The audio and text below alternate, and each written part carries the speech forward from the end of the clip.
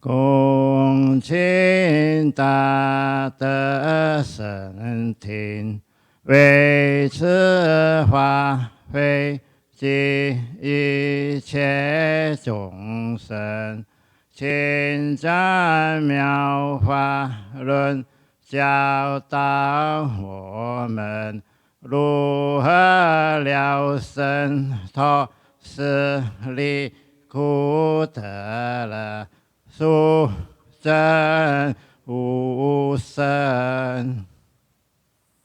With the Sangha, we great virtue out of compassion for the sake of this assembly and all living beings. Please turn the wonderful Dharma wheel to teach us how to live suffering and attain bliss and birth and death, and quickly realize non-birth. Namo tassa bhagavato arahato samma sambuddhassa.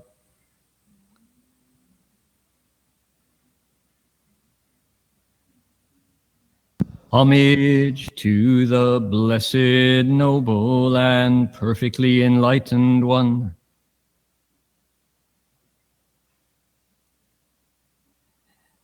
Namo sadanto suchedoye olahudi samyao sanputoshe.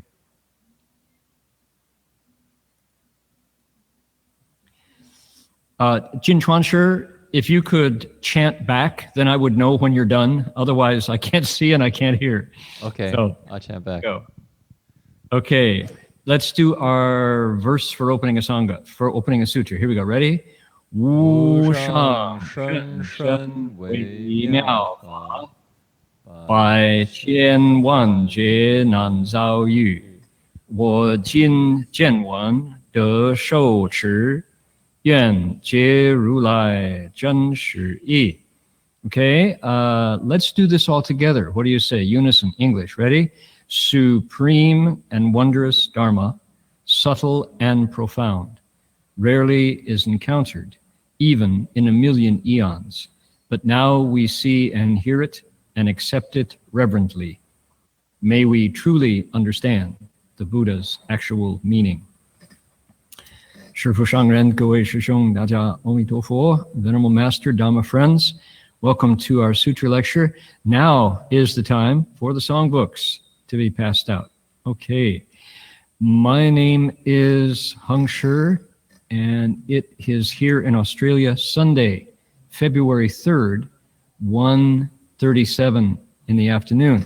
California time, it is 7:37 on Saturday, February the 2nd. We are conducting an Intercontinental Sutra lecture, which is just amazing. Let me list all the moving parts in this gadget. We have a gathering in Berkeley, California, Fourfold Assembly. We have 3 bhikshus who are listening there. We have potential for a Vietnamese translation, but there's no need for it. So our Vietnamese translator is sitting right down there in front. But I know that she is translating in her mind. So we have potential for Vietnamese translation on demand if we need it. So that's one piece. There in Berkeley, we have some dedicated, hardworking lay volunteers who are sitting behind a computer, receiving the signal that I'm sending out and channeling that back out to the internet via YouTube Live and Dharma Realm Live on YouTube. And there are folks who are listening to us around the world on YouTube. So welcome everybody who's made the time to take in this sutra lecture. At the same time, we have this live lecture happening here in the Gold Coast of Australia at the Gold Coast Dharma Realm called Jinan Fa Jie. We have folks listening here real time, but at the same time, we have 2 dedicated volunteers with computers who are taking my English, translating it into Mandarin, and sending it out into China over two, mind you, social networks, conferencing softwares. So we've got three, basically. We have the live lecture in Berkeley, we have a live lecture in the Gold Coast. We have a translation in Berkeley going out to YouTube on this side of the Chinese firewall. And we have a translation going out to that side of the Chinese firewall. So lots and lots of amazing pieces involved to get this lecture going. Grateful for people's dedication to wanting to hear the voice of the Buddha. And so we have English, Mandarin, and the potential for Vietnamese on demand. How about that? Now, this is 2 days before Chinese New Year's. We are 2 days out from, it's inaccurate to call it Chinese New Year's because it's also Vietnamese New Year's. It's also Korean New Year's and Japanese New Year's. It's Lunar New Year's. Anybody who follows the lunar calendar will know that the end of the year of the dog is upon us. Only 2 more days before we begin the year of the pig. And today in our meditation class, I ask everybody to share their wisdom regarding the year of the pig, and nobody knew. Chinese astrology is about as popular as Western astrology, which is to say, not so much, right? So what does the year of the pig mean for ordinary folks? And that was a question we asked. I had to come up with it. People are relying on the Dharma Master for all the wisdom here. So, and I am a pretender when it comes to Chinese astrology. All I could do was say not much more than the newspapers or your local, internet astrologer. I can't give you much more wisdom regarding the year of the pig. But my mom was born in the year of the pig. So I just related stories about my mom and said, projected from her character out to the universe. I mean, we'll take what we can get. So anyway, year of the pig happening in a couple of days. We will be referring to New Year's as part of our lecture tonight. So one of the benefits for the Dharma Masters there, I see Jin Chuan at the front, I see Jin Fo halfway back, I see Jin He further back. Maybe Jin Wei is secretly listening, I don't know. But one of the ways that we can interact with Lunar New Year's is to know that when it's that day, Guonian, in the Asian Buddhist world, it's also Maitreya Bodhisattva's birthday on the Buddhist calendar. So the Buddhist calendar overlays with the lunar calendar, which is part of Chinese, Vietnamese, Korean, Japanese, Asian culture. So for monks and nuns who may not, especially the Western types, who didn't grow up with Lunar New Year's, Guonian was not a part of my upbringing, nor was that, right? Did I say it right? That, how am I doing? It's spelled T-E-T, it's not tet, it's that, right? You have to pull back on your tongue to say it right. Is that right, Mai? That better? Okay, my Vietnamese accent's pretty terrible, but we're learning. So if that was part of your upbringing, this is an important time of the year. For those of us who learned it as a story, secondhand, we can refer to Maitreya Bodhisattva's Dharma teachings, and we will be doing that tonight in our sutra lecture. Okay? All right. So you who are operating the computer here, I'm going to go to our sutra because we're going to invoke spiritual presence. So given our bandwidth restriction, you all cannot see what's on my desktop, but I would like you on your desktop to bring up Homage to the Buddha's Flower Garland Sutra of Great Expansive Teachings and the Ocean-Wide Flower Garland Assembly of Buddhas and Bodhisattvas. In Chinese, please. Okay. I'm going to pick up my trusty Gibson 1931 Gibson Mandola, which has a beautiful baritone voice.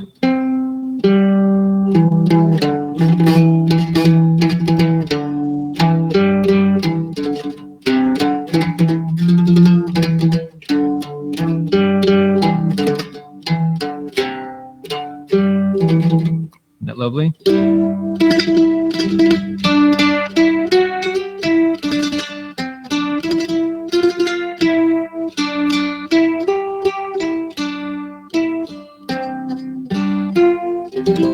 It's been singing that way since 1931. How about that? My goodness.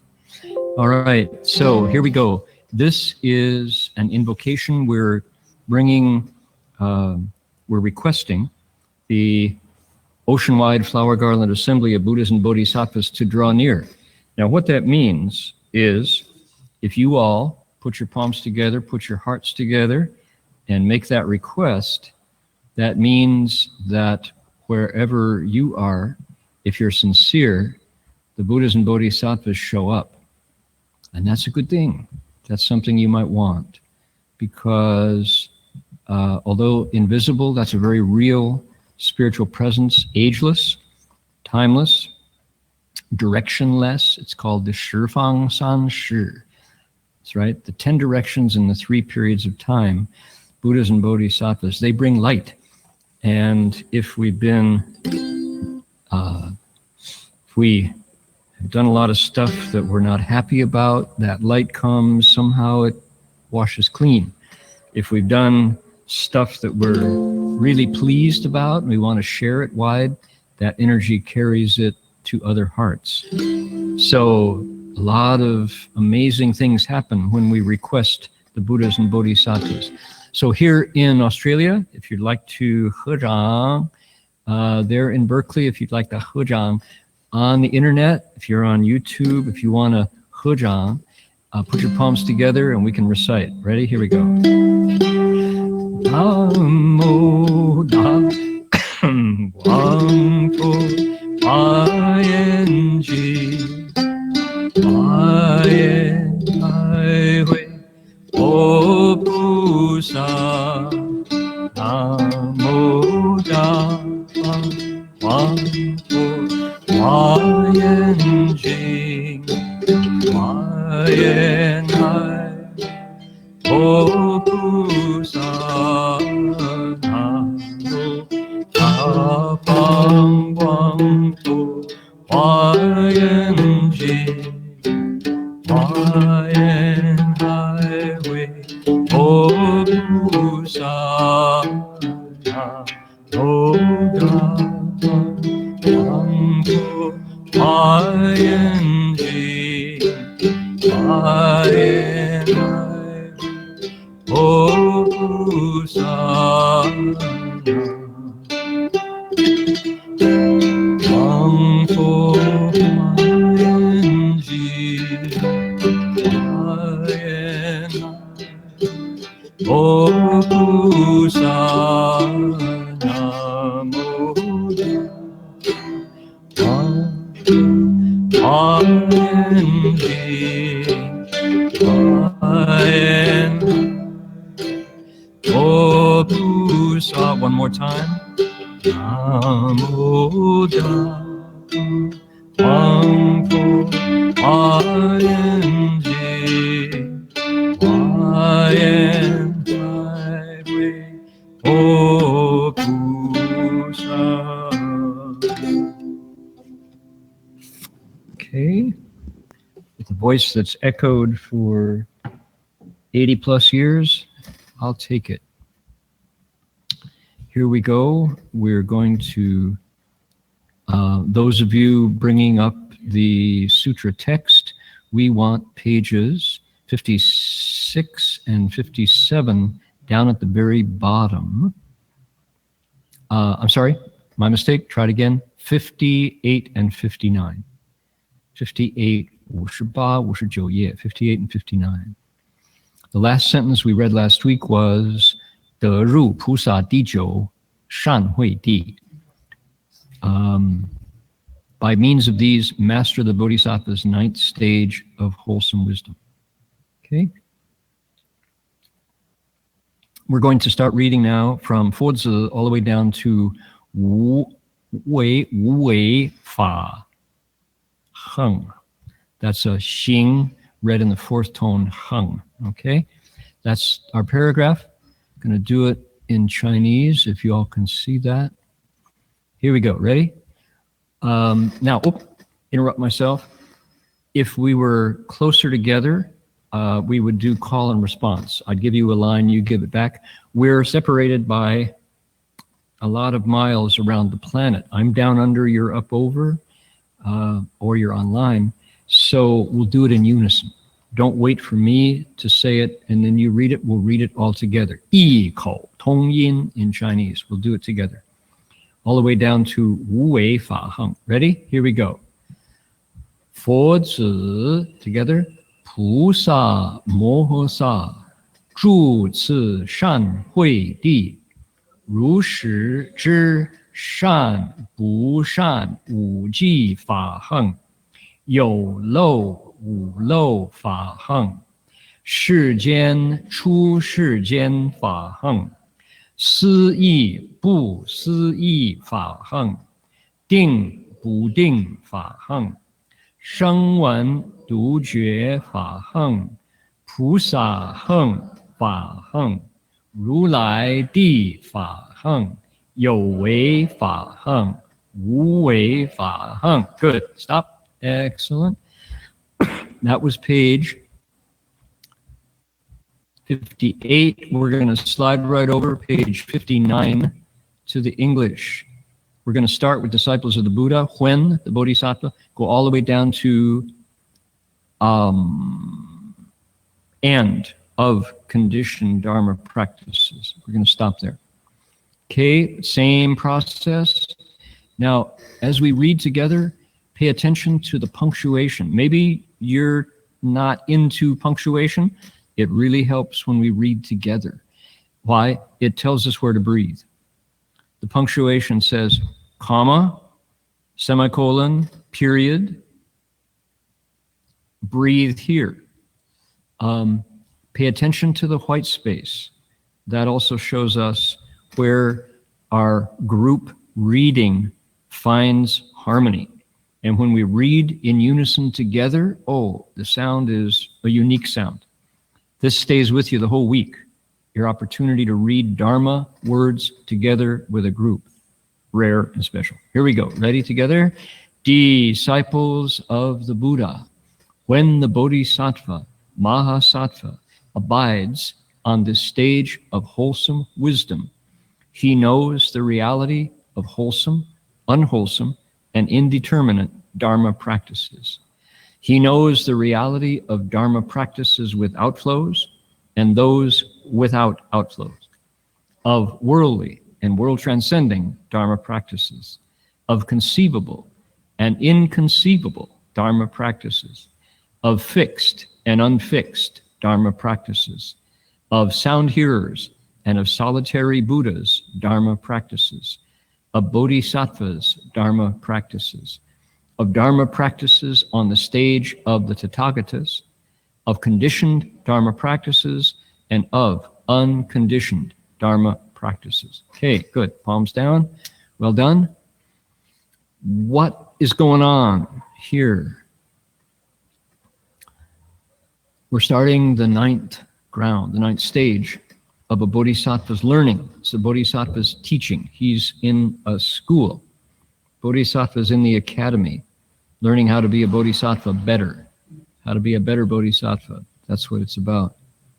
It's a school, and in the audience of the Buddha's time,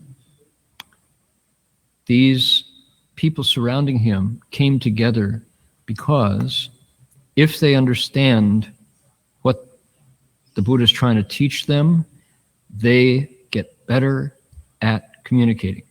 They are better communicators. They can say what they want to say in a way that people get, people understand. And that's important. Okay, who are these bodhisattva students, these are people who have stopped living for themselves. They don't act to get stuff anymore. That's not their goal. Last week, we heard the motives, right? We heard the reason why this bodhisattva might want to study and learn the 9th stage teaching, this course. Think of it as a course, right? You go to the local school, you go to the local university or community college to pick up typing. We had one of our monks who was about to become a student at Dharma Buddhist University, and he didn't know how to touch type. He never learned. He was a hunt and peck, hunt and peck typing. And when you hunt and peck, your eyes have to get involved. Then you go to look at the page and you come back and you, like that. How inefficient is that compared to the person who goes like this? Your eyes never leave the page. Your fingers know where to find the right keys, and the words appear without mistake, right? So what did he do? He looked up the class to learn to touch type. And he asked, he said, is it a big deal? And I said, man, oh man, before I became a master's student, when I enrolled at Berkeley, I didn't know how to touch type either. And I went to Albany Adult School. Albany's a little town north of Berkeley. And I said, I need to know how to touch type.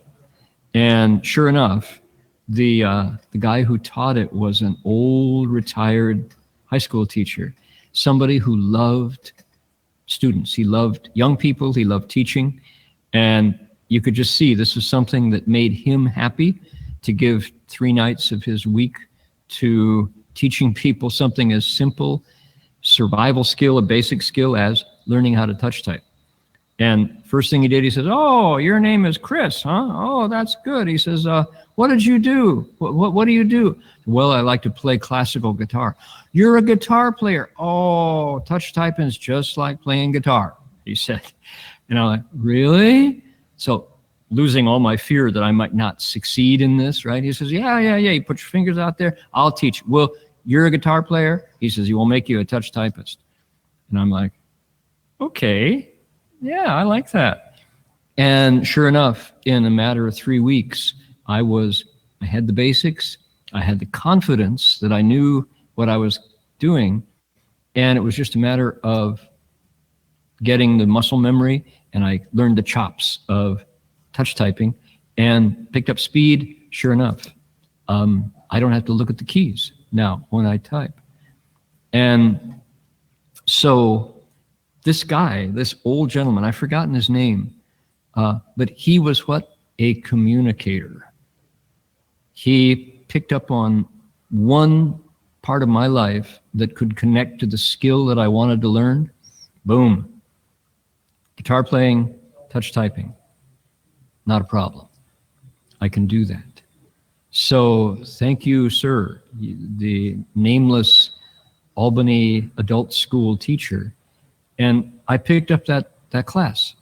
I think I left halfway through because I already had what I needed to know. I didn't need to know the secretarial level, But because Albany Adult School had the class that I needed, and I enrolled, and I got my body over there 3 nights of the week, I picked up that skill. Our bodhisattva says, I want to learn what 9th stage bodhisattvas know so I can teach. They no longer live for themselves. These bodhisattvas, what do they live for? They live for 2 things, practices and vows. V-O-W, right? It's an old-fashioned word, a vow. Not a bow, but a vow with a V. Those are the things that motivate bodhisattvas. Practices because it's through them that they master their minds and their bodies. What's a practice? Meditation is a practice. Mindfulness is a practice. Generosity is a practice. Kindness is a practice.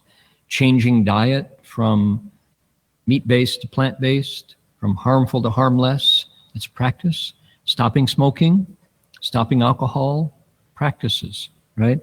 Cleaning up your vocabulary, dropping the F word from your vocabulary, practice, right? All of those are practices, and what they do is they give the practitioner, the practicer of these practices, more connection with their own body and mind. What do they want to know through those practices?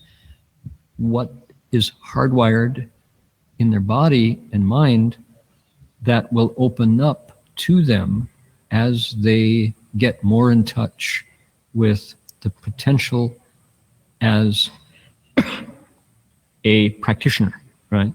The promise is that through these practices, things come alive. Their body and mind comes alive in a way that science didn't know, medicine didn't know, but Buddhists have known for 2,500 years. The body and the mind are places where Buddhas are born. We're going to find that out in tonight's passage, right? This bodhisattva wants to know about that, so practices are real. What's number two? The word vow. This bodhisattva lives for those practices. She lives for those vows, which give her a compass, direction, a bearing in life. What was the bearing before? Well, it depended on how old she was and whether she was still living under her mother's roof. Her compass bearing before might have been, I want to get a rich husband. That's what I want. I want a wealthy husband. Because then I can buy anything I want. I don't care what he looks like. I don't care how old he is, as long as he's got money. That's my goal, because if I have a wealthy husband, I will take over the money, and maybe he'll die sooner, and I can go off and, buy all the Ming Pai that I want. I can go on a lot of cruises and find, wealthy boyfriends or handsome boyfriends. As long as I have money, that's the important thing. Okay, now, not recommended. You didn't hear it here. Okay, that's not, you might want to delete that from the tape. But, so if that's her goal, go for it. That's your goal. Maybe at another point of life, maybe she's kind-hearted and she's got some wisdom, and she says, my goal is to repay my mother for all the goodness she gave me growing up. That's what I want to do. That's my priority, is to make my mother's life pain-free and to give her as much, you want to say, what's the word? Payback in a good way, glory, honor for her kindness in raising me. So that's one of her goals. That's her compass in life. That's her priority. Okay. Terrific. Less selfish, right? So she does that. That's her vow. Part of her vow is to repay mother's kindness. I may not repay my parents' kindness, but every day I try, says the song. That's how the song lyrics go. Okay, that's a vow. That's a direction in life. Our bodhisattva has had something change. Now they're in the 9th stage, right? This is 9 out of 10. They're almost done with this course of learning. But this bodhisattva has had an experience through her meditation that has shown her the ultimate reality of things in the world, which is what? You can't get them. There's no grabbing the things in the world. Everything that exists is in flux. Nothing stays around. How did she get there? Is she depressed a lot? Is she pessimistic? like negative, no, none of those things. She's a meditator. She sat there and saw, excuse me, she saw the things that used to be real and solid and substantial. She saw them empty out before her wisdom eyes, wisdom parentheses, eyes. That was her experience. She meditated until sitting there, she connected that nothing lasts. Okay, one reaction to that experience, that reality, is freak out, is to try your best to blot out that reality with alcohol or partying till you drop, or shopping, or binge watching Netflix, something to make all of that truth go away. She didn't do that kind of low mind reaction to the reality of the impermanence of all things. Instead, she kept going. She kept going. She said, well, I just saw stuff empty out. Is that it? So the ultimate reality is stuff is empty? Is that what this is all about? And she had good teachers and good friends who said, don't stop there, keep cultivating, continue. That can't be the ultimate, because things aren't, when I'm not meditating, things come back into reality, right? They come back into form and shape and solidity, stability. But when I meditate, I can see, I can contemplate, they are yuan, sheng, xing, hong, born of conditions but empty in nature. What next? She keeps on cultivating, and things come back together. And she says, I need a good teacher to show me what to do next. If everything's empty, what do I do? And a Buddhist friend said, make a vow to wake people up. Okay, this is a long story answering the question, what's a vow, right? We haven't started the lecture yet. We're still back on the basic. This bodhisattva is no longer selfish. She is operating now not to get stuff for herself, but to wake people up. Because she's awake to the empty nature at the heart of stuff that the world says is the best stuff in the world to get. Get wealthy, get famous. Doesn't want that anymore. She wants to do something meaningful with her life that is good. She practices to learn how to operate her body and mind better, more efficiently, more deeply, and she makes vows to put that wisdom to work in the world through compassion. So wisdom and compassion are now awake and alive in her heart. How about that? You understand? It's called what? It's called a bodhisattva. Bodhisattva practices, which takes us right to today's lecture. He's now, change the pronoun as you need it. She, he is now at the 9th stage. And look, disciples of the Buddha, when the Bodhisattva Mahasattva stays, abides, the dude abides on the stage of wholesome wisdom. She knows the reality of what? Check this out. Now, as I looked at this paragraph, I thought, am I going to try to explain these ultimate dharmas one by one? I'm going to explain this paragraph as a whole. Because why? This is a review.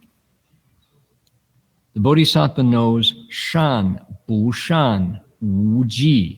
3 kinds of practices, good ones, bad ones, and ones you can't determine, good or bad.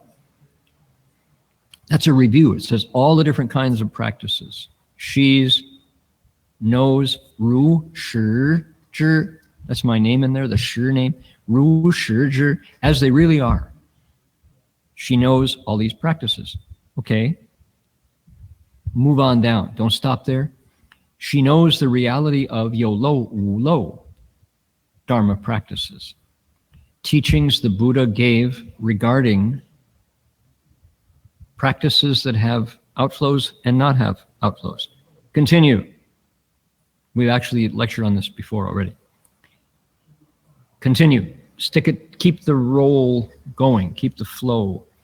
Worldly and world transcending. So both worldly dharmas, senses pick them up, world transcending. Senses don't see them. You need to go beyond the senses to wisdom to see them. Keep going. Conceivable and inconceivable. Conceivable means practices you can think about. Inconceivable Dharma practices, totally real, just you can't think about them.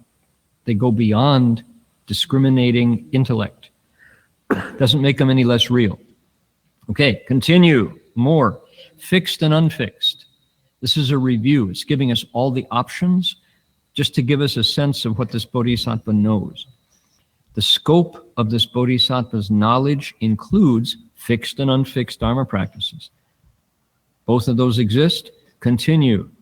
This bodhisattva now has gone beyond the Dharma practices of Shravakas, sound hearers, voice hearers, and solitary Buddhas called Archung, two vehicles. Doesn't stop there. This bodhisattva's knowledge continues and contains bodhisattvas Dharma practices. This is the 9th stage, almost done. Continue. This bodhisattva knows the stage of the Buddha's Dharma practices. Whoa. In other words, I'm taking this whole paragraph. Why? We're just inventorying what this bodhisattva knows already. This is not news. Okay? Further conditioned and unconditioned Dharma practices. This bodhisattva, in other words, can get to nirvana if she chooses. She chooses not to yet. Unconditioned Dharma practices, nirvana. All right. Y'all still with me? Is this too much? This seems like singing a song here. In other words, this bodhisattva's knowledge already is the equal of all the different sages, practitioners, even Buddhas. This bodhisattva knows all this, but she is not done. She's not done yet. Why? This next paragraph we're about to read, I'm scrolling up to the part that says dense thicket. I'm going now. You text scrollers in Berkeley here in Gold Coast, 此菩萨以如是智慧, 如是智, okay, 抽林, all the way down to 三句差别抽林. That's our next paragraph. We're going to go over, when we get done with that, we're going to go to the English, dense thickets. Ooh, we're into dense thickets tonight.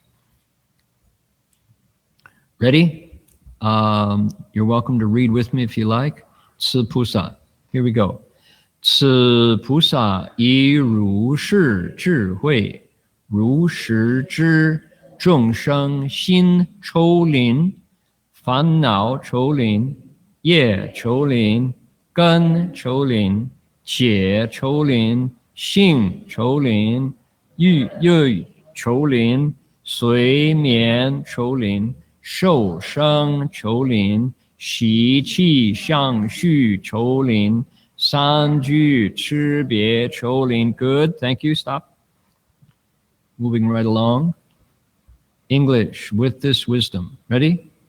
With this wisdom, the bodhisattva knows the reality of the dense thicket of sentient beings' minds, the dense thicket of their afflictions, the dense thicket of their karma, the dense thicket of their faculties, the dense thicket of their understandings, the dense thicket of their natures, the dense thicket of their delights, the dense thicket of their clingings, the dense thicket of their rebirths, the dense thicket of their continuing habits, and the dense thicket of the 3 classes of beings towards awakening. All right. One of the qualities of the Avatamsaka Sutra is things come in tens. There's always tens of this, tens of that. So a word as unusual, a strange word as dense thicket gets repeated 10 times. Funny. That's one of the features of this sutra. We could have used a different word. We could have used the word bramble. Chou lin in Chinese, lin is a forest. It's two trees standing side by side. Shu, or mu, together make lin, forest. There's also cun lin, three trees standing side by side. The idea is what? Coarse, crude, impenetrable. Can't get through it. What's a bramble? My favorite story, people who have been part of this lecture series have heard it so much, they're probably, oh no, is he going to talk about the berry bramble? Oh, here comes the berry bramble story again. So what's a bramble? I bowed on the highway on the coast, the Pacific Coast Highway, the PCH, Highway 1, goes from San Diego, essentially, all the way up. It merges with 101 on the California coast a lot, but it runs parallel to the Pacific Ocean. And the Pacific Ocean is its own ecosystem. And one of the things that flourishes in the wet, salty air of the California coast is blackberries. They might even be raspberries. They might be boysenberries. When it gets up to Oregon, it's there's Marion berries and huckleberries, and what are some of the other berries that grow on canes, on vines? And the point of the story is where they're left to grow. The word my mother would use was scraunchy wampus. You let the berry vines grow all scraunchy wampus. Translate that into Chinese, Cliff, scraunchy wampus. Probably something like 乱七八糟, right? So, 随便乱冒上这样. They become a bramble. And a bramble is full of thorns. And those canes get really thick, and nothing but small-bodied animals can penetrate a bramble. I've seen little birds, little wrens fly directly through the bramble because inside it they're safe from anything that's bigger than they are. I've seen rabbits with loose skin jump right into the bramble, and they leave some fur on the thorns, but their skin is loose, and they're safe inside the bramble. Rodents, little mice and field mice and bush rats can live in a bramble. People cannot go through a bramble because those canes are really thick and strong, and their thorns grow in all directions. You put one foot in, the bramble grabs your pant leg from 4 directions at once. You have to kind of slowly disengage to pull your foot back out of a bramble. It's really, really hard to live in a bramble, to walk through it. So, okay, you get the idea. The berries that grow in a bramble grow at a certain time of the year. It's the summer. They're usually ripe around July. Up at Buddha Root Farm and on the Oregon coast, we have berry brambles along the side of the road too.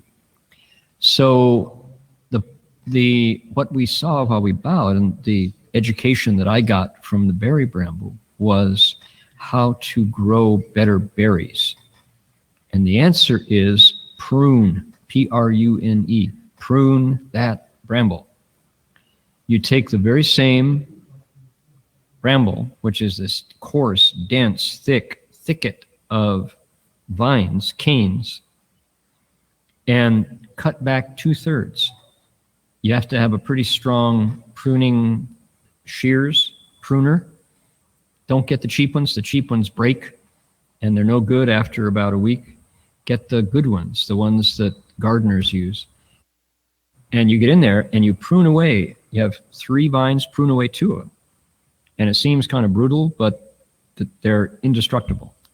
And when you prune them away, what happens is the sunlight comes in, the air gets in, and the nutrients, instead of growing to 3 green, bitter, sour berries, go to 1 big, luscious, juicy, ripe berry.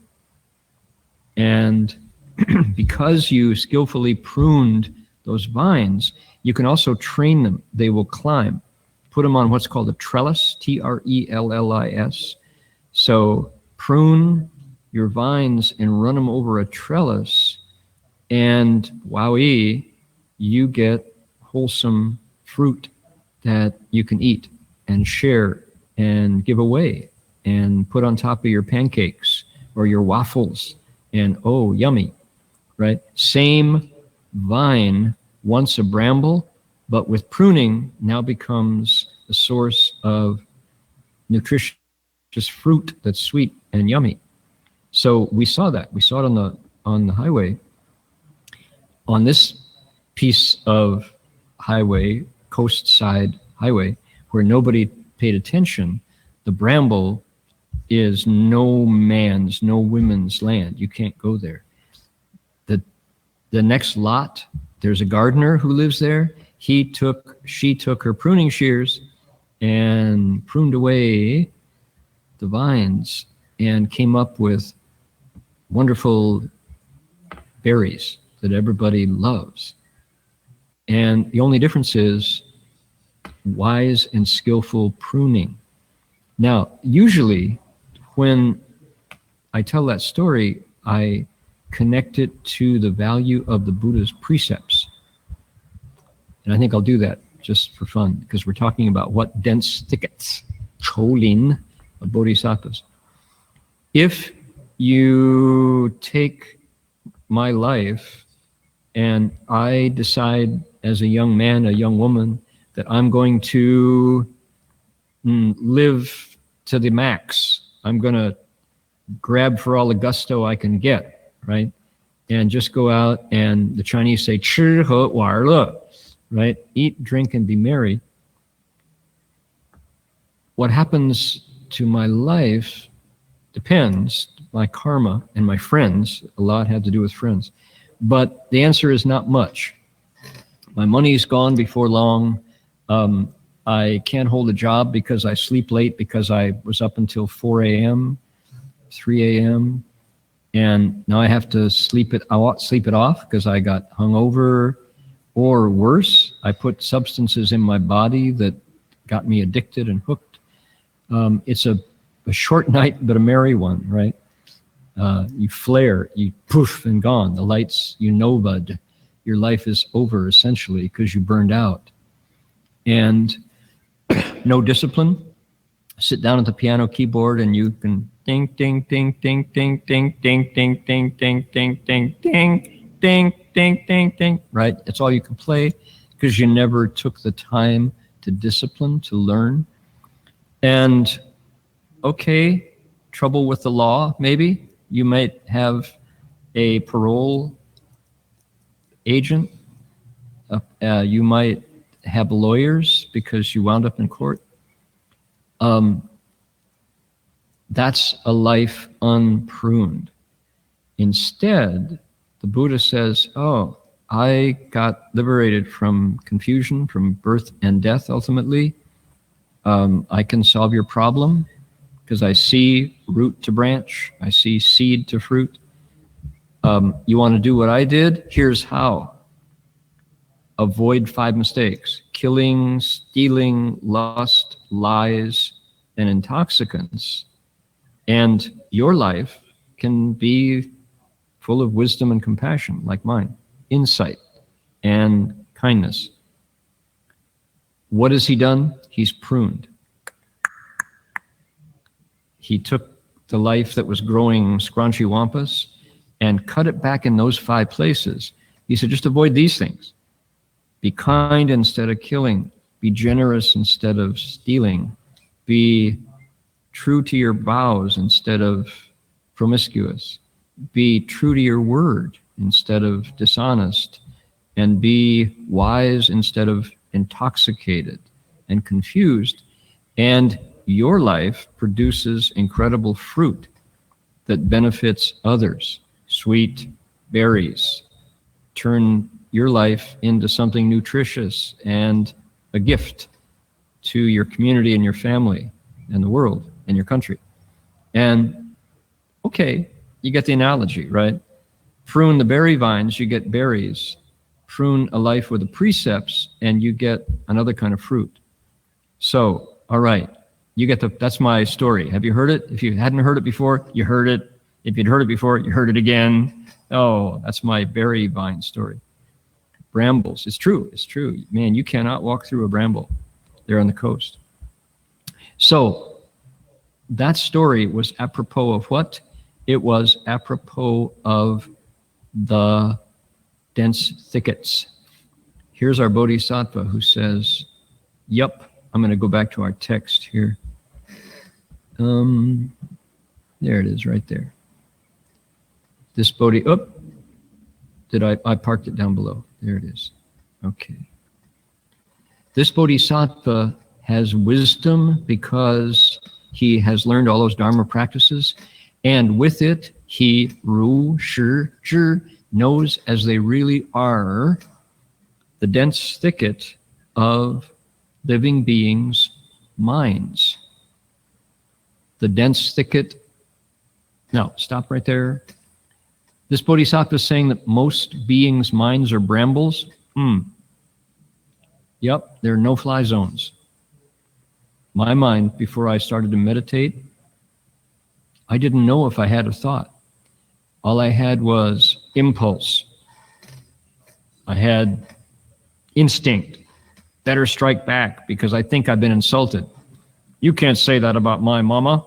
Boom, right? No room for reflection because of a dense thicket. Just emotion and habit and karma and attachment and affliction and buttons that were ready to be pushed, right? That's the mind of a living being, sentient being. What else?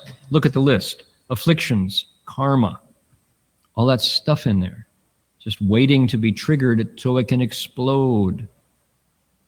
But it's not all.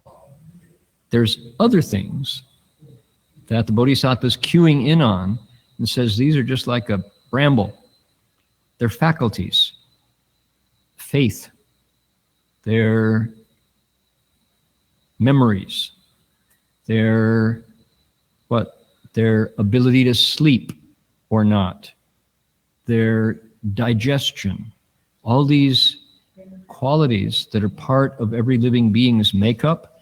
This bodhisattva wants to know, as they really are, what they're like. What do these living beings understand?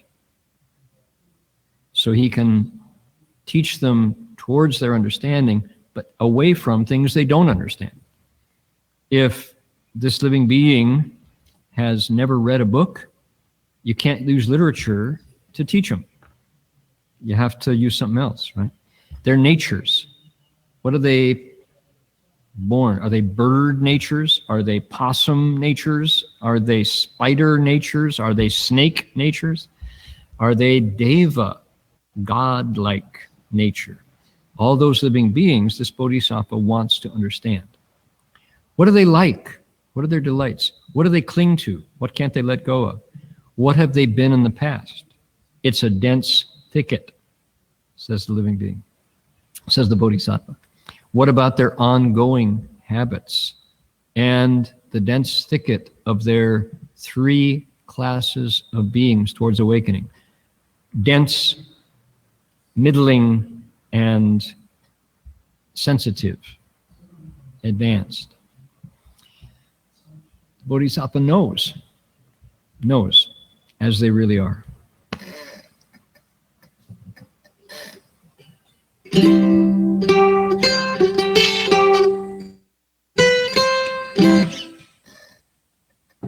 Just in case you were sleeping, I wanted to check. Okay. Wow, this is a lot. We're going through the sutra. It's heavy going, right? This is lists of 10 stuff. When was the last time you had a list of 10 anything? 10 ingredients on your cereal package. All of them unpronounceable except for sugar, right? Okay. Well, what's next? We had dense thickets. Okay. We're coming up to a part of the 9th stage where the bodhisattva is going through attributes. There's the word in Chinese, xiang, right? Xiang, attributes. And what we're going to do, I'm going to stop here for the sutra today. What we're going to look at is, what we're looking at in the 9th stage is what this bodhisattva knows. It's epistemology, ho, ho, ho. Epistemology has nothing to do with pistols, right? Episteme, to know in Greek.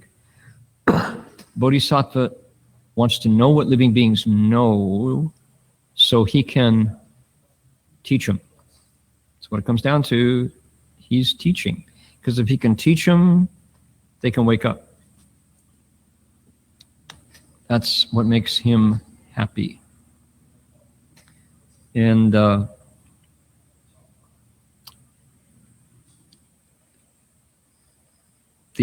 today in meditation class, I had to,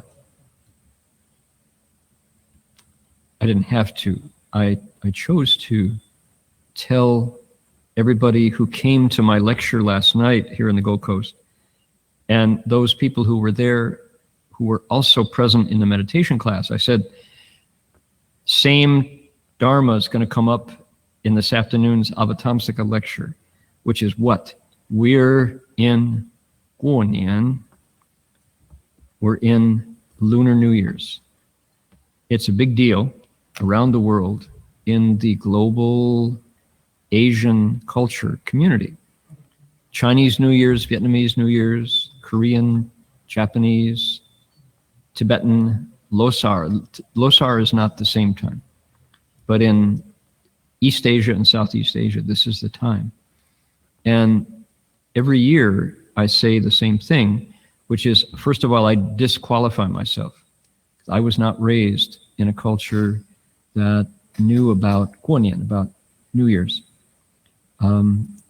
Having eaten rice with chopsticks for 43 years now, having eaten an Asian diet for 43 years, and responded to a Chinese name for that long, and then years before I got that name, I have been witness to people who did grow up in Chinese Lunar New Year's.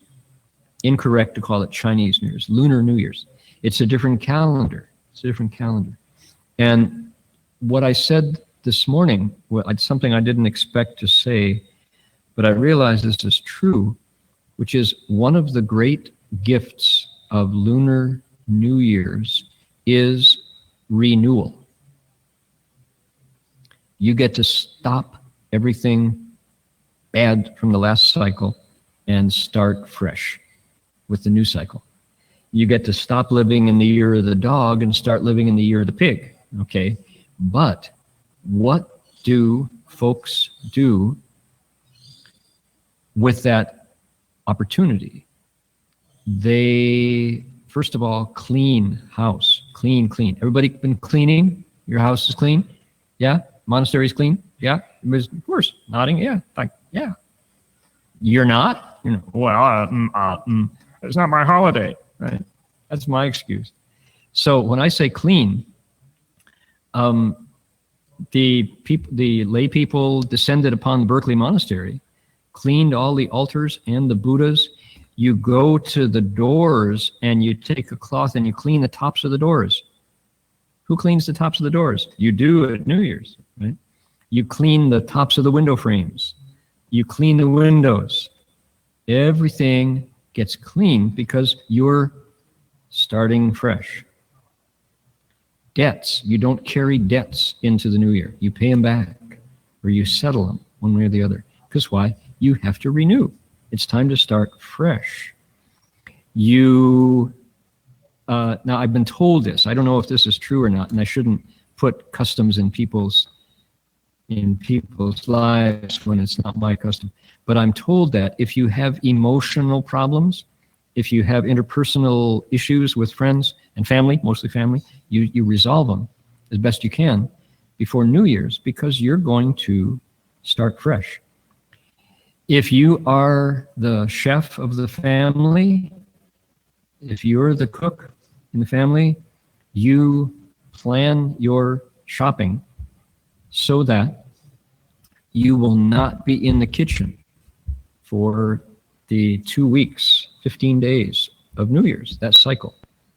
Mostly the cooking is done so that those first few days of the New Year period, you have things that you will do.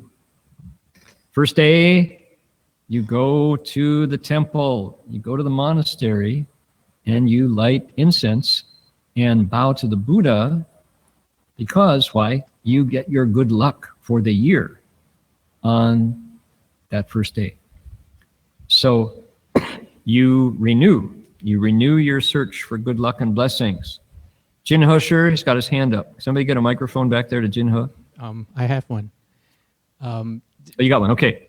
I'm not sure about the Asians not bringing like a quarrel from the old year to the new year, but in Malaysia, the Muslims, for their new year, which is Adil Fitri, they ask for forgiveness from their elders. So in the morning, they go to all their elders, like their parents, their uncles, their aunties, and they ask for forgiveness. So, for those of you who didn't hear, Jin Husher said he can't speak to whether you try to resolve any difficulties you got before New Year's, but growing up in Malaysia, he says, in the Muslim world, their New Year's is El Fitri, and what you do is you go to the elders and ask for forgiveness for mistakes that you've made, right?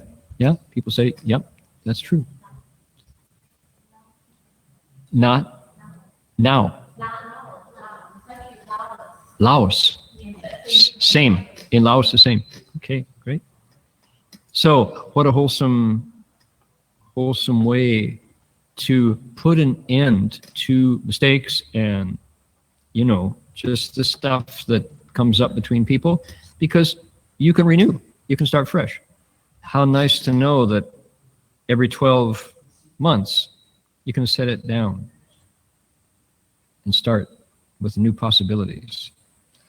Okay, thank you for that, Jin Husher. Yeah. So, okay, clean, new clothes, usually. A lot of red envelopes with money in them from the elders to the kids. The kids make out like bandits, I'm told. Look forward to that. And debts and knots between people get resolved. You go to the temple on that first day and ask for blessings from the Buddha.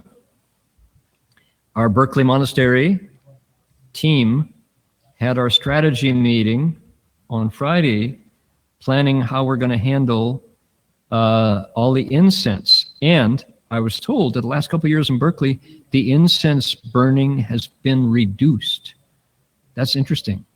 I wonder, was that agreed upon, or did the word go out? Kai, did people say don't burn incense at the temple? How does that work? I heard that people aren't not like before, used to come with fistfuls of incense. People aren't doing that now, right? Did everybody call everybody and say, don't take a lot of incense to the monastery? How did that work? Interesting. So is Jinchuan, that's not a problem anymore, right? Well, not really. And I just had a thought. Maybe because in Asia, there's, remember we went to China and the China government said only 3 incense for people when they come in the monasteries. And so maybe you think that's Xi Jinping regulating our lives? Maybe. No, what I mean is maybe there's been a kind of an awareness that just Maybe. burning lots of incense might not be such a great idea. Is not such a good idea for the environment. Maybe think of the impact on the incense makers. My goodness. So Jinchuan says one reason for the reduction in incense burning on New Year's maybe because in China there's a new policy. This new policy is 3 sticks of incense per person only. No more incense selling stalls outside the temple. How about that? Big deal. Big deal. Oh, when I went to Zhantansi, I believe, outside of Beijing, one of my first real Chinese monasteries, 1 mile away from the monastery, the first incense selling stalls appear on the roadside. They mostly had like teenagers doing their homework, watching the stall for mom, who's the owner, right? She's sitting there at the table, and there were little sticks of incense, big sticks of incense, and gigantic sticks of incense for sale. Some that you had to take 2 hands to carry in, right? And then you get closer, and the stalls get more elaborate, and you get really close, and you can buy, paper boats and paper airplanes and paper mansions and hell banknotes, not only incense, but all the paraphernalia for superstitious Buddhism was for sale. Okay, there was a time, because I was a monk, they didn't put the pressure on me, but I was told that if you, at a certain point, the incense sellers had a lobby so strong that if you walked in the monastery without the biggest sticks of incense, they would say, bad luck on you. The Buddha's not going to like you. Do you dare go in there without incense? Oh, you're pretty brave. The Buddha's really going to get you because you didn't buy their product. It was a ploy to design spiritual blackmail to get you to buy more incense. The Buddha would be unhappy if you didn't buy it. Like, can you imagine this angry Buddha? More incense, I want more. Right? No Buddha does that. So, maybe so. Anyway, the Chinese government 3 or 4 years ago said, stop it already. Enough with the spiritual blackmail from the incense makers. No. 3 sticks of incense. One of the reasons was pollution. They said bad for the environment, and China had to do something, right? The Olympics came to China, right? 2008, and they shut the factories in a circle around Beijing. Shut your furnace, no smoke out the pipe. And so during the days of the Olympics, it was pretty good. So the Buddhists got their share of that, and they shut down the incense sellers. Okay, maybe that has something to do with it. I don't know. But it is the case that there's less incense burning. Now, I did tell a story this morning in meditation about San Jose. San Jose is a special situation, which is lots of Vietnamese Buddhist temples and lots of Vietnamese gangs. And there was the article in the newspaper on the day after New Year's, where the police were called because 2 different gangs showed up at the same temple. And they fought over the turf. Whose temple was it? And they said it was hard to tell who was shooting at whom because there was too much smoke in the temple from too much incense. So in this case, the smoke from the incense probably saved some lives because the gang members couldn't see who to shoot. The smoke was too dense. So there's real American Buddhism, handguns and Vietnamese Buddhist monasteries in San Jose being fought over by gangs. Aum Tofo, Bodhisvaha, hallelujah. Oh my goodness. So, okay, now back to our topic, which is, given Guonian and the fact that I am an outsider for the customs of New Year's, there is something that Buddhists can reliably bring forward that's actually helpful, which is the teachings on Maitreya Bodhisattva.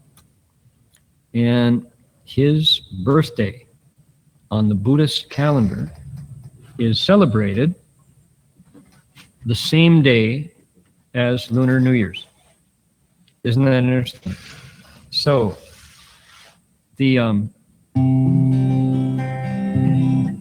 one of the things we did in our lecture last night, Jin Fo Shi, Jin Chuan Shi, Jin Ho Shi, you all have to listen up. We went through our inventory of auspicious language. Lay people still come to the monastery wanting good luck. And you as a monk, you there in the robe, have got the luck. And they have to negotiate how to get it from you. Okay? So I'm not kidding. I learned this, that I was expected to say lucky stuff. And there are certain power words that carry the right stuff. And there are certain words you avoid. So you as a monk, you do not say Gong Hei Fat Choi. You don't. You don't say Gong Xi Fa Cai.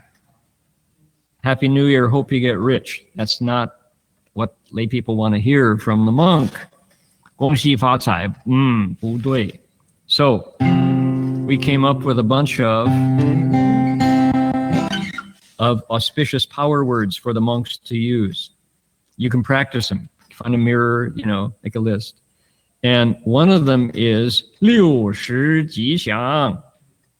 May you be lucky in all 6 periods of the day and night. And when you say that, the lay people don't want to admit they don't know what the 6 periods are, so they just nod. Thank you. Oh, right? 6 periods of the day and night. Morning, afternoon. Okay. So, 六时吉祥. That's a good one. Another one you can say is 身体健康，菩提增长. Have you got that? 身体健康，菩提增长. May your body be healthy.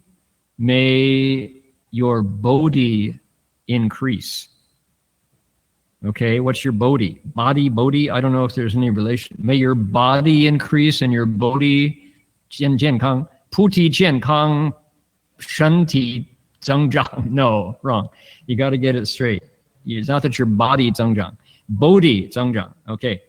So it means may you grow in health and in wisdom.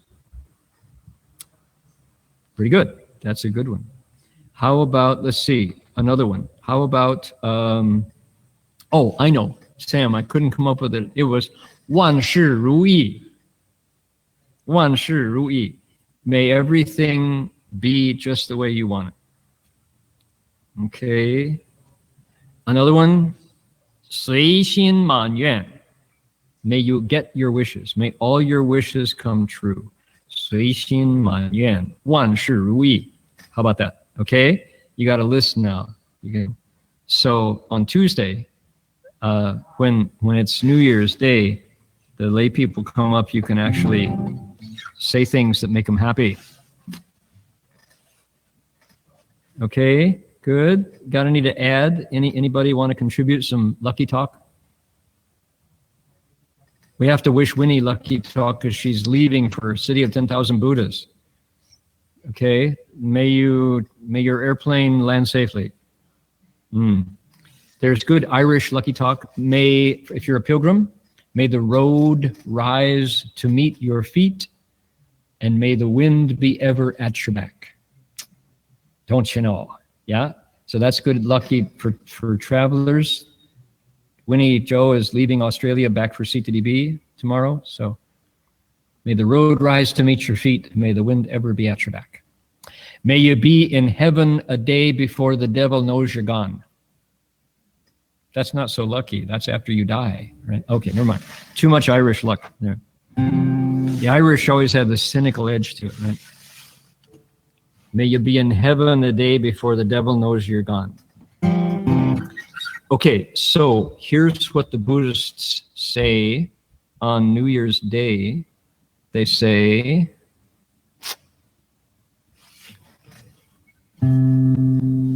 Maitreya Bodhisattva. The old fool wears tattered clothes, fills his belly with tasteless food, patches his robe to keep out the cold, and as things come, so they go. Okay, we're looking for, in your songbook there, the old fool. What page is that? Jin Chuan, have you found it? He's got the mic. Page 21. Page 21, the old fool.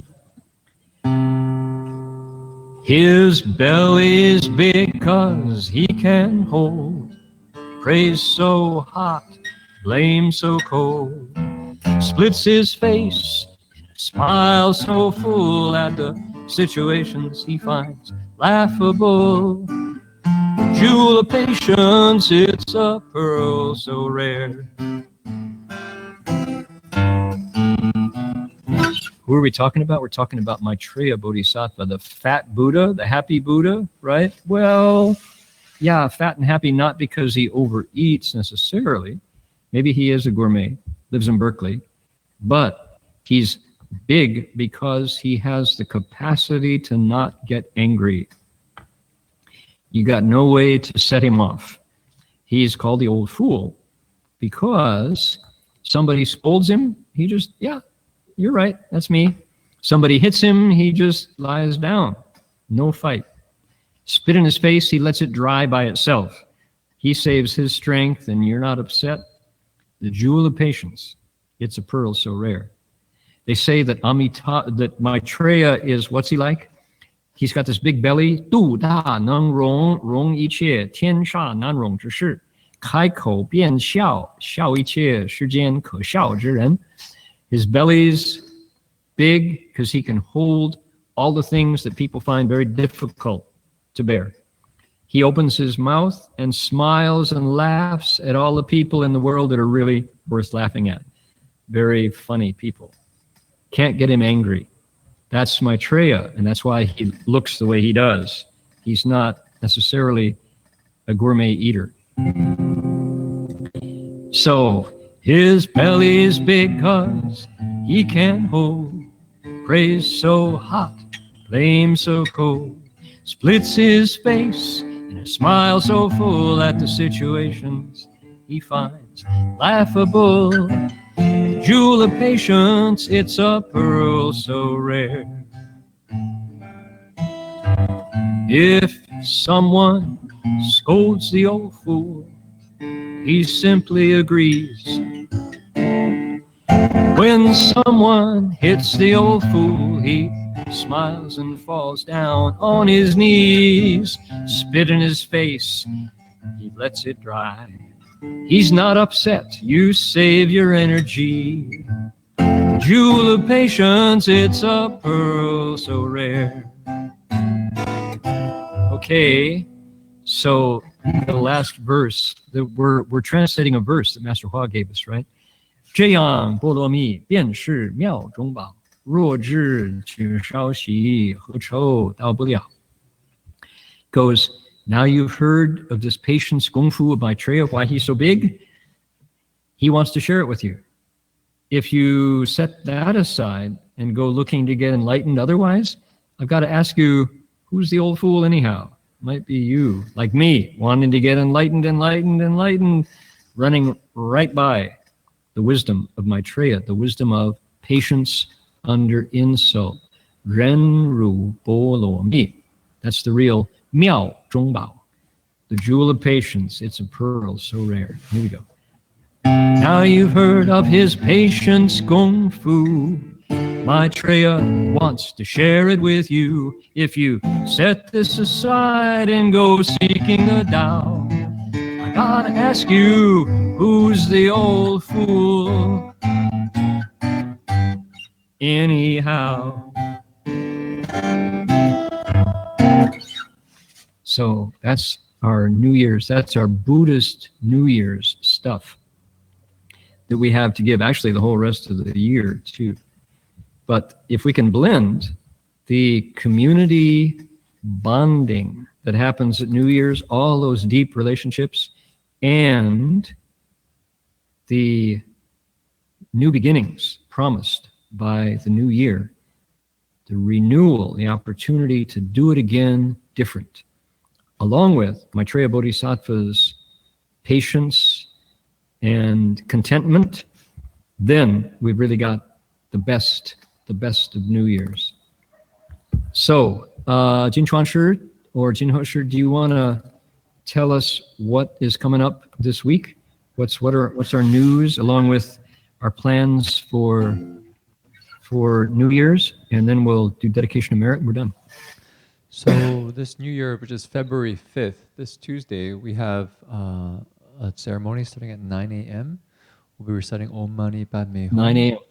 And then we're going to pay Om our Mani respects Padme Hum. to Master Hua, and then have the noon meal with everyone. After that, people can go Bow home 9 times to and Master Hua.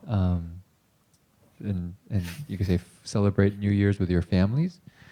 Other than that, we have our regular schedule for the week. Friday night, Professor Martin Verhoeven will be beginning his 6th Patriarch Sutra class Friday night, the first of the semester. So hold on, Marty Verhoeven's 6th Patriarch Sutra lecture series begins this Friday. Yeah, this Friday. It will be visible on Dharma Realm Live. Yes, people can watch it on YouTube, and then I think the following weekend's the same schedule, reciting the Saturday assembly, but also we're going to have a one-day Buddha recitation, right, Jing Posher? Tomorrow we have one-day Buddha recitation, and also the following week too, right? Jing Posher? 下个礼拜也有. So we also have a one-day recitation the following day. So if people are interested in a Buddha recitation schedule, please look at the calendar on the wall in the hallway at BBM. Okay. We also have the Oakland Museum event that's happening next Sunday. Oh my goodness. Actually, February 10th. Oh, really? At Oakland Museum. So people February 10th. who like to see boys' school going there? Jing Bosher? Yeah, I think it's a big event for the RBA. We have our boys' schools, probably the girls' school, I think, and Berkeley Monastery. We often go and have our orchestra and calligraphy. So if you want to bring in the new year by celebrating with lots of people. The big deal is the spring rolls. And the spring rolls. Yes, that's right. Drawing card. Spring rolls, right? Yes. The Berkeley Monastery the makes Oakland, many spring rolls. Many spring rolls, and teach other people how to make them. This is the Oakland Museum. Chinese New Year celebration. Berkeley Monastery comes in strength. BRBA comes in great strength. We have lion dances. We have calligraphy. We have books, Buddhist books available, and spring roll making classes, spring roll eating classes. Everybody is a graduate. Gets an A in spring roll eating. All right. Benefits of New Year's. Okay, good. Thank you for that. Have a lovely New Year. You're the pig. Many blessings to you. May all things be as you wish. May your every wish come true. May your body be healthy and your bodhi increase. 万事如意. Everything just the way you would have it.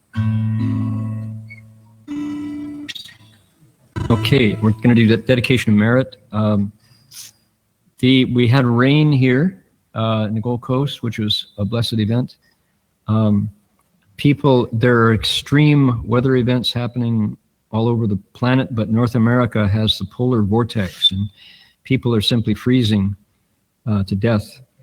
And that's it. Heaven, earth, and humanity come together to make things work.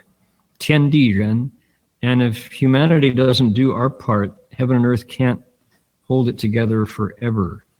So never mind about anthropocentric climate change, human-caused climate change. Just say humanity has to do a better job of holding our share of the precious balance that is involved in our planet Earth. Everything is in balance. Too much and too little result in imbalance, and that's what we're experiencing now.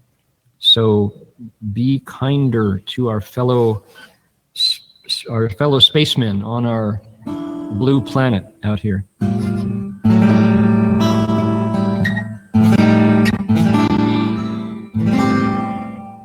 Dedicate merit. Here we go.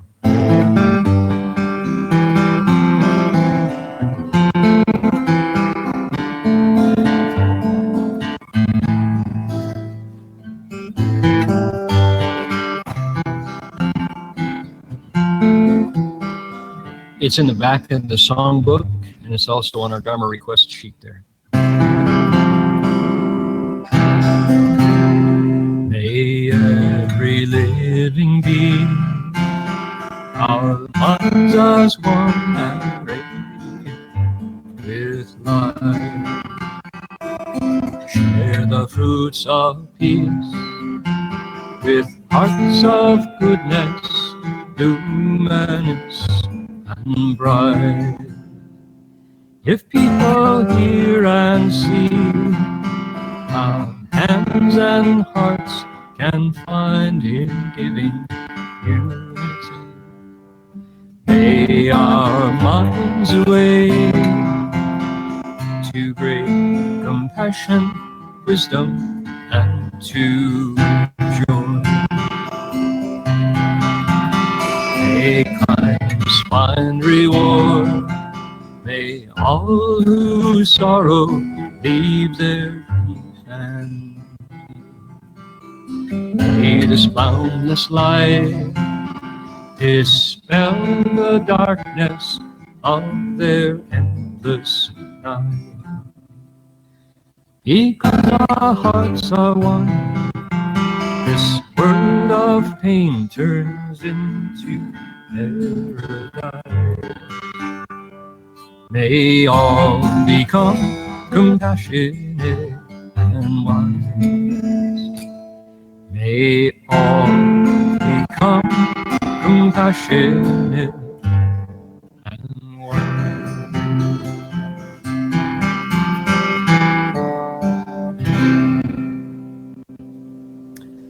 Thank you all for joining, everybody, and Happy New Year. Om Tofo.